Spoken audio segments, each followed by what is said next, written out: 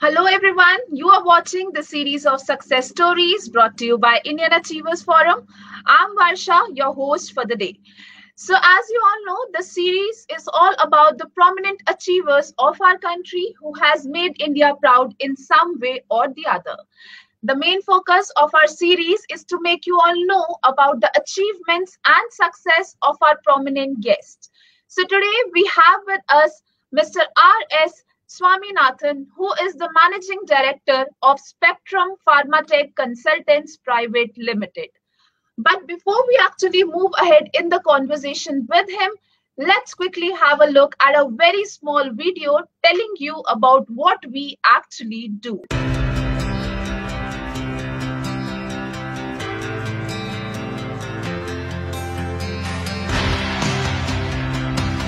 Indian Achievers Forum is driven by a full-fledged advisory board.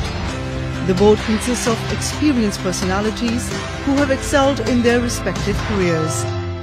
Together, the forum organizes conferences, events, workshops, exhibitions, trade shows and B2B initiatives in India as well as abroad. Where there is passion, there is achievement. And where there is achievement, there is Indian Achievers Forum.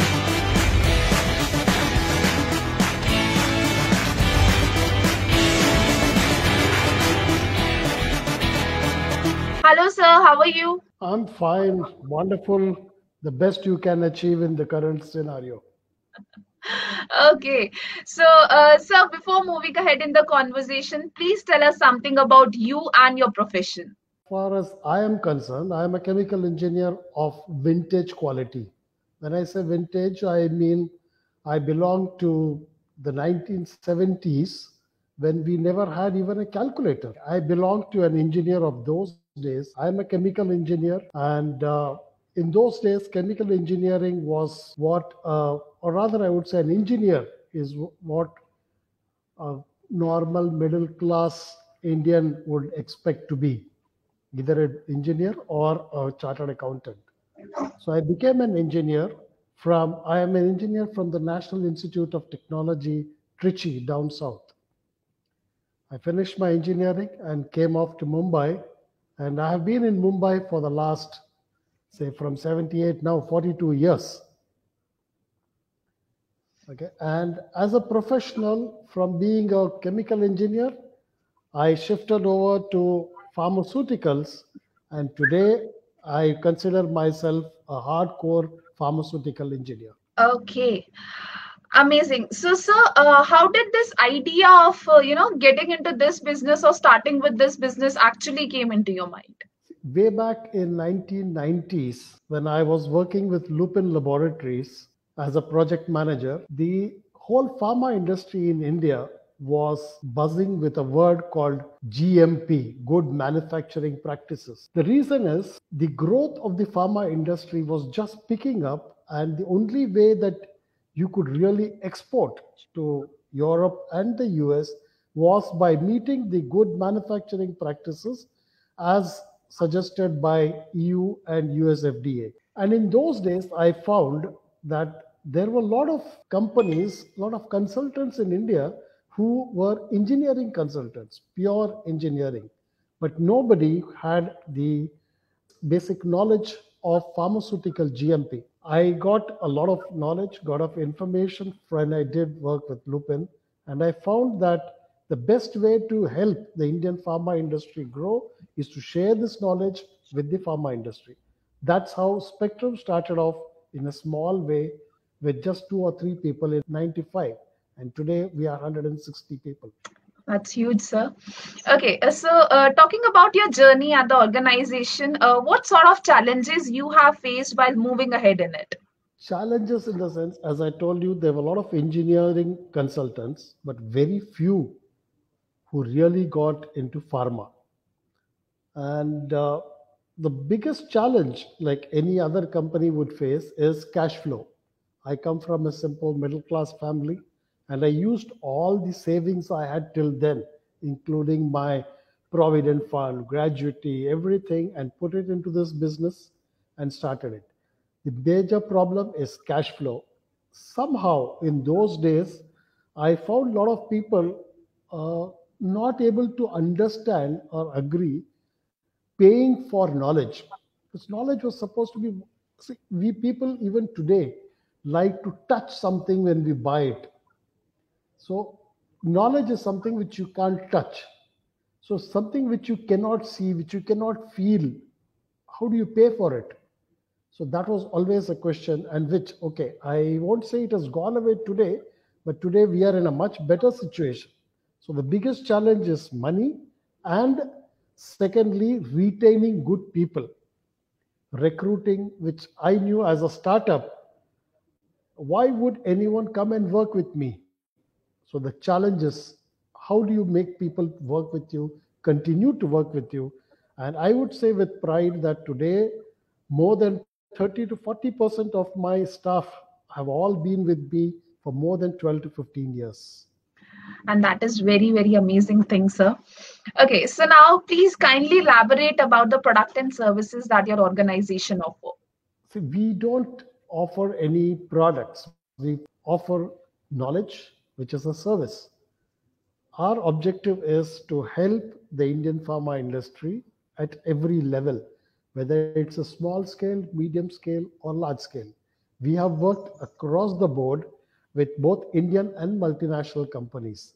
Our objective is to share the knowledge which we gain from doing so many projects, help others meet the international, what do you call, requirements in terms of GMP guidelines, whether it is US FDA, whether it is European guidelines, PICS, or whoever it is.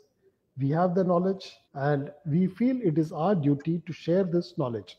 And we help people set up the pharmaceutical facilities meeting international GMP standards. And I'm proud to say that out of more than 200 projects that we have done, 80% of them have met all these standards and have passed the regulatory requirements. So that is where, the type of services we provide. Okay, so sir, it's like, everyone do plans for their future. So what are your future plans for your organization? Okay, I'll put it this way. In our business, there are people who start off as contractors or suppliers of plant and machinery, and having made their mark or made a name in contracting, they go into designing. But what happens when you go from contracting to designing is that you start to design to suit what you can offer. What we did is we have already made a name for ourselves in the design field. We have designed facilities meeting international standards. And now we are moving to the next step where we will set up a plant meeting our designs. So it is not a product being supplied to suit, rather the design to suit the product, but product to suit the design. So we are going forward. We are getting into turnkey design solutions, what they call as EPC, engineering, procurement, and construction. We are already doing projects both in India, in Africa, in Southeast Asia on an EPC model. And that is where we expect to go ahead. And the next thing which we are looking at is, till now we have been focusing on pharma. We are now looking to diversify into food, beverages, cosmetics, the data centers, anywhere where hygiene and cleanliness is important. So we are diversifying into those areas. And the third area we are looking at is going outside and setting up offices outside India. We already have a joint venture in Thailand. The next we are looking at is Sri Lanka and the African market. We hope to start offices there. If this pandemic was not here, we would have already started it by now. But that's the next goal for us before the end of this financial year.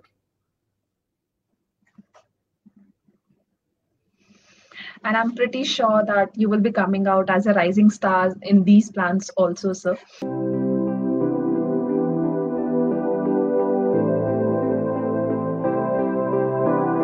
Okay, so moving ahead, I would love to know about your feelings on winning this Indian Achievers Award. I mean, what were your reactions when you actually got the news? The reaction is I was elated. It's something which you feel that you are being recognized. It's a recognition not only for me, but it's not one man which makes a company. It is the company's name which is featured. It is Spectrum Pharmatech that makes me proud because I have never built up this company as Swaminathan's company. I have always dreamt that this company should be known by itself for the way it produces, for the way it works for its clients. And I am proud to say, and I am happy that this recognition has come my way today when this is our 25th year, having started in 95. 2020 is our 25th year, and I am extremely happy to have got this on this 25th year of our journey. And one more time, I would like to congratulate you for the same. Thank you. Okay, so sir, in this pandemic era, a lot have been talked about self-reliant India. So, what are your views on it, and also how is your organization working towards it? See, when the Prime Minister talks of self-reliance or a so-called Atmanirbhar, it's a fact that we need to be absolutely self-reliant. And towards that, as I already said, that instead of let us say anybody going to a multinational consulting organization, we as a 100% Indian company, fully homegrown, with no investment from anybody else, we are proud to say that we help the Indian pharmaceutical industry be self-sufficient, self-reliant. We can help them set up pharmaceutical plants meeting international standards. And to that extent, I would say that we have supported the Indian pharma industry to be self-reliant. And going forward, I'm sure we can face this, help the mid-sized companies, and looking at the government's initiative in this, what they call as PLI, the performance linked incentive, we are supporting a lot of companies, in startups and new and existing companies to set up new pharmaceutical plants. So that way we can help the Indian pharmaceutical industry to stop importing APIs from abroad. That is where we would like to help them. Okay, so now please tell us a bit about the CSR initiatives of your organization. When you look at CSR initiatives, we have been supporting people in, or rather what you call as educating public. We go into the interiors of the villages, tribal villages out around Mumbai. Every year we help the children with their books. We distribute books for them. We also have our own annual contribution to what you call as the old age homes. We have a set of people, old age homes, where we share our not only the material, but we share our time. We spend a couple of days with them because one thing I have found, okay, I am also not very young. I'm 63 now. What I found is as you grow older, all that people want is someone to sit and talk to them. They want someone who will talk to them, who will listen to them. That's all they want, and that's what we provide. We tend to go to these people and give our time for them. Money and clothes, everybody can, but giving time is more important. That is a very important social activity we do. And as I said, distributing books. And more than that, what I have personally felt in Spectrum is right from beginning, I have found that if a employee or if a person who comes for an interview, if he has a spark in him, it is not the degree which matters. It is not the first class, second class which matters. Because at the end of the day, I have found that in terms of brain, in terms of knowledge, no, God doesn't bring out anyone different. They are all born same. It is the environment, it is the surrounding, it is the peer in which you live, this changes how you look at things, how you study. So I believe in bringing up people, teaching them, bringing them up, and helping them grow within the organization. And that I believe has been a great contribution from Spectrum towards its employees. That's why I'll find more than 70% of the employees have been with us for more than a decade. Amazing work, sir. Okay, so before concluding our lovely session, what mantra or message you would like to give to our today's generation, who wish to be an entrepreneur someday? I will tell the next generation only one thing: don't look for instant gratification. You require a lot of hard work, perseverance, and above all, ethical business is what will take you in the long run.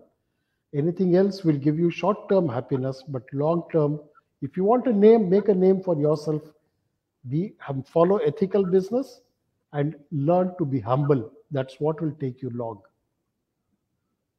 So thank you so much, sir, for being with us today and sharing your thoughts with us. And I wish you all the very best for all your future endeavors too. And may you continue to inspire us the way you are doing. Thank you. Thank you. Thanks a lot. Thank you, Varsha. Thank you. Bye-bye. Thank you, sir.